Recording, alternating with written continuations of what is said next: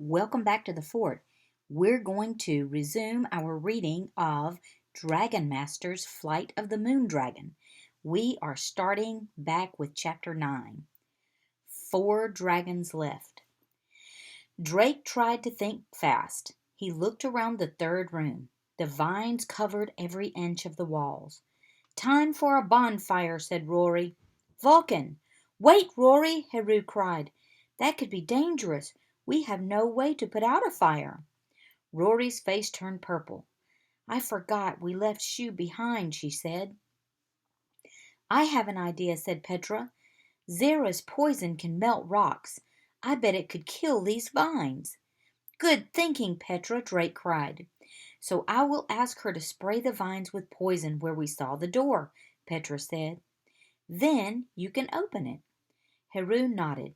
"That's right." Petra bit her lip. "What if Zera sprays somebody by mistake?" she asked.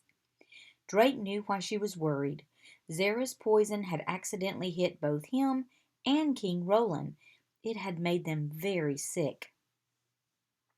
"We'll stay out of the way," he said. "Tell Zera to aim carefully. And make sure your stone is glowing." Petra nodded. "Okay," she said. She looked down at her stone, which was glowing brightly. "Zera, aim straight ahead. Kill those vines." The Hydra's foreheads reared back. Liquid poison shot from each of her 4 mouths and sprayed the vines. The vines withered and turned brown. They fell to the floor and everyone could see the door again. Rory ran to the door and easily pushed it open. "Let's go," she called out. Heru and Wati hurried after her. Drake followed, looking back at Petra. She waved to him with a brave smile on her face.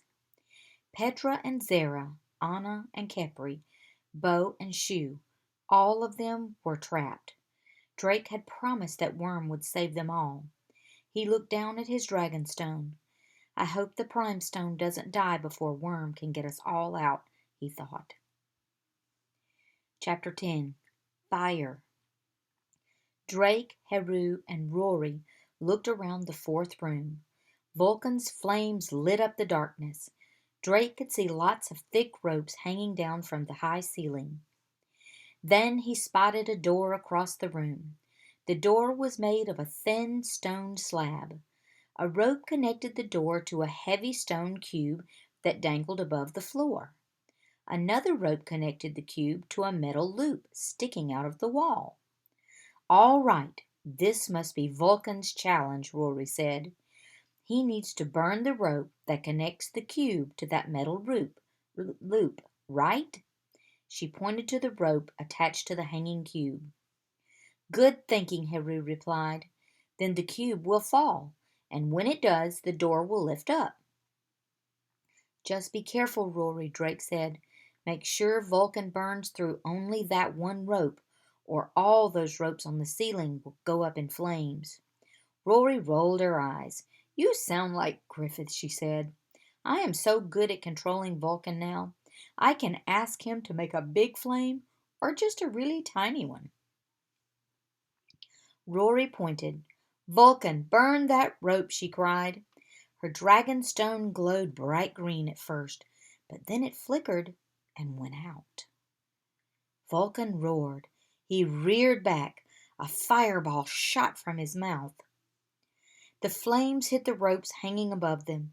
Within seconds, the ropes on the ceiling were caught on fire. Oh my goodness. Let's tune in tomorrow evening to see what happens.